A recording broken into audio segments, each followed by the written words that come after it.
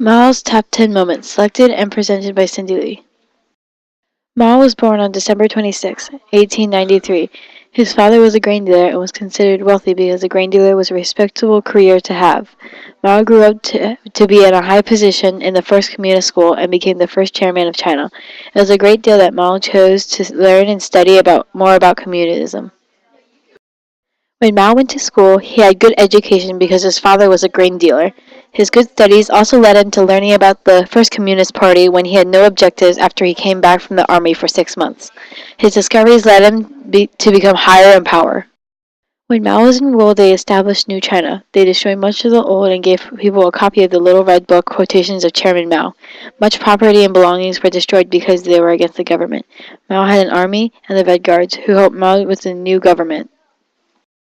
In 1921, Mao was just leaving his job as a principal to become a full-time revolutionary. During this time, he realized that the peasant class had a lot of potential for starting revolutions. He used his chance to build up a plan and gain control by taking over the countryside then surrounding the city. 1921 was also the year Mao left his job as a principal when the Communist Party formed an alliance with the Nationalist Party and the leader Sun Yat-sen. When he left his job, he also figured out how to gain control and rule all of China.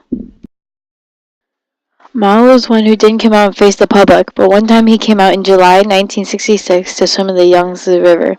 This is also the year the Cultural Revolution started, so his swim was to show that swimming was not a sport but a revolutionary act. In 1943, Mao and his army and Red soldiers were located at a base in southeastern China.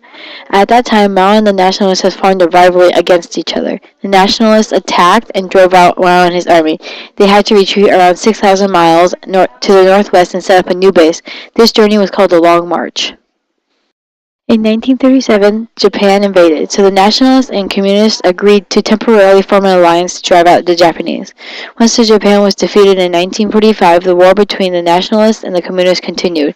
Eventually, the Communists won over in 1949. Mao then formed the People's Republic of China and became the first chairman of China. In 1985, Mao launched the Great Leap Forward. This was originally going to improve the industrial capacity and increase agricultural production. However, this program event failed, and farming production went down so badly, peasants were forced to work on huge farms called communes, and many starved to death.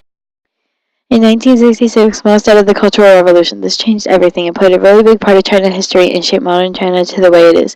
It was major when he started the revolution because it kept it going and changed old black China to new established red China.